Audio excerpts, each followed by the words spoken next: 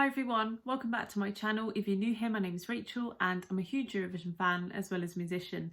And in today's video, I'm going to be giving you guys my semi-final one predictions, which I'm going to lock in after seeing the rehearsal clips and seeing some of the footage live from the arena. It looks amazing and I'm going to use what I've had the privilege of watching to basically put together a prediction, and we'll see how accurate that is. Now, of course, we have a televote only semi-final this year, so I'm just going off televote vibes for my predictions, and we'll see. We'll compare it to the real results.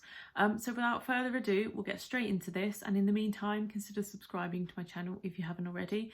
And if you haven't seen my top 36 video, please do check that out, and also a video where I introduce my sister to 36 of this year's songs as well, and she gives her first reaction to that.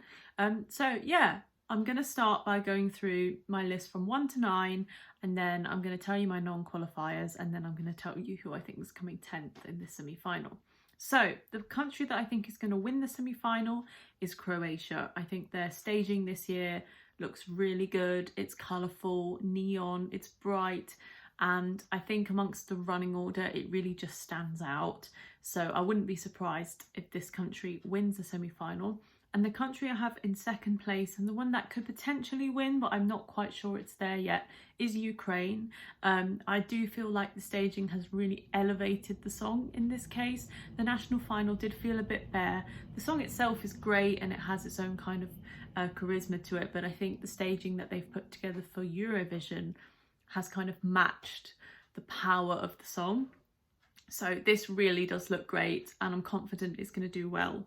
In third, this one's kind of climbed up over the days, but after seeing that rehearsal clip, I'm thinking this has a shot at top 3 in the semi. It's Ireland. Can't believe I'm saying this. The songs that they've been providing have not been strong, but this one, I think, it's not in my top 10. It's not in my top 15. It's my 16th place. But I do feel like the staging this year has elevated it so much. It really suits the song. It gives a bit of a storyline. It just looks great. It stands out. This is going to do really well. And I think Ireland's going to be back in the final for the first time since 2018. And that's fantastic.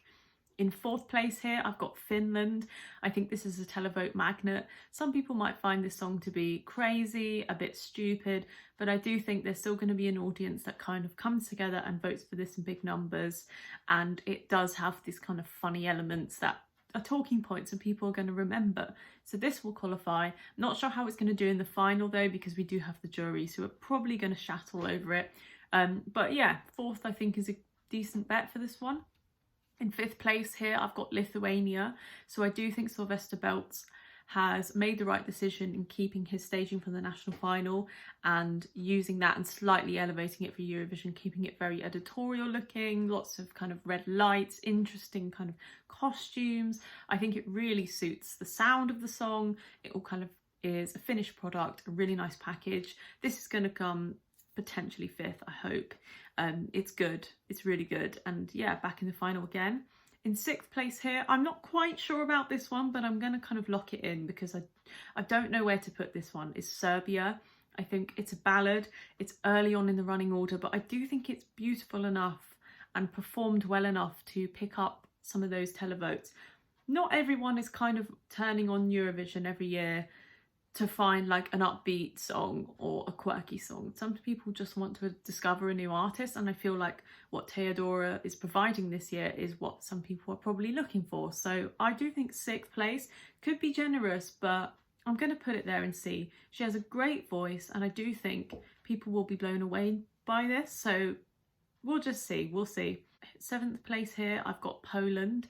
This one, again, I'm not quite sure how it's going to go because if I'm being honest, the rehearsal clips haven't impressed me. I think the vocals are quite weak. The song itself and the sonic quality of it, the way it sounds, that kind of synth pop thing, does stand out amongst the competitors, but I just think the vocals are really quite weak. Whether the public cares, I don't know. I think the Polish diaspora do come through every year and they probably will come through this year, so we can't discount it. So seventh I think is a kind of safe place to put this one. And in eighth place, I'm happy to have this one here, and I really hope I'm right, is Portugal.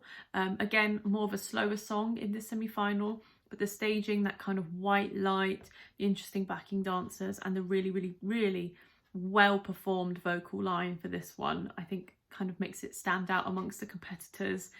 It just looks polished, it sounds great, and kind of the way it's been sandwiched between some of the other songs, I think it really kind of pops as well. So we'll see, but I hope this one qualifies. If it does go through, the juries will give this quite a few points. They'll dish out quite a few points for this one, so really good stuff. And my 9th place here, the 9th country I think is going through, the one that has re-debuted into the competition, is Luxembourg. This one is kind of like on the borderline, I think. The bookmakers have it a lot higher up, but I do think this one might kind of struggle to scrape through in the end. We'll see. It's closing the show, it's upbeat, and it's got like a nice kind of dance routine behind it. It also feels quite polished. The revamp has kind of elevated the song in the ways that it needed to be, but again, it's not reinventing the wheel, so you know, people aren't going to be like, wow, this is so fresh and modern and unique. It's just a girly pop bop with a dembal beat, but I think it is strong enough to go through, so we'll see what happens. But 9th I think is a safe bet again for this one. Now I'm going to move on to my non-qualifiers, starting from the bottom up to 12th place. So the country that I think is coming last in the semi-final, 15th place, I think is Iceland. Unfortunately, Scared of Heights is just one of those songs that feels dated, even though it doesn't sound bad. It just kind of, amongst everything else, sounds too commercial, too kind of overly produced and kind of cheesy. So I just don't see people coming in big numbers for this one. So unfortunately, I do think it's finishing last, which is a shame, but what can you do about it? In 14th place, this one is another one I'm kind of upset about, Australia. I did think at one point this could qualify, but from seeing the rehearsal clips, it does look a bit messy. It looks a little bit sparse. The stage looks a bit bare. It's a great song. It has a great message, but I don't think it's going to translate to a casual viewer. We'll see. If this qualifies, I'll be so happy. But at the moment, I think it's very competitive this year, and this one just kind of falls slightly under the bar for me. And in 13th place, similarly, another one that kind of feels a bit bare on the stage is Moldova. I don't think they're qualifying this year. Usually they're a country I think is a safe bet to qualify because they have interesting concepts on the stage and they bring this kind of unique and interesting song every year. But this year I do think like the song's a bit flat, it doesn't really go anywhere, and it kind of leaves little for the listener to grab onto and to sink their teeth into when they listen to it. So yeah, I do feel like this one's going to stay in the semi-finals, unfortunately. And then in 12th place, I think Azerbaijan will be coming 12th. It's, you know, it's got this kind of cultural vibe as well, but just amongst the competitors, I don't think it stands out as well. So we've come down to the wire, 10th place and 11th place here. You know, it's a difficult one. The countries that I've got left here are Cyprus and Slovenia. Two solid stage performances, two solid songs. In the end, it does come down to it. So I've taken a gamble in this case, and I've said that Slovenia will qualify in 10th place. I think from the rehearsal clips I've seen, Raven's vocals have been on point. She's showing off her kind of operatic tones. It does stand out. It has an interesting flow to the song. It's cultural. It has a really interesting sort of staging with the backing dancers, this sort of silvery nude tones they have. I do think this kind of tops Cyprus in a way, because I've put Cyprus in 11th. They're opening the show, but I just feel like the stage performance feels a bit messy. It feels a little bit weak in places. And I don't think the song is strong enough to kind of stand out amongst its direct competitors, like Luxembourg, like Poland, Lithuania.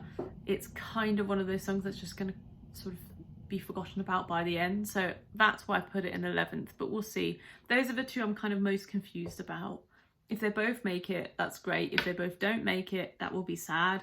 But you know, there's 15 songs here and only 10 can go through. So let me know down below in the comments who you think is qualifying this year. To recap, I think it's going to be Croatia, Ukraine, Ireland, Finland, Lithuania, Serbia, Poland, Portugal, Luxembourg and Slovenia.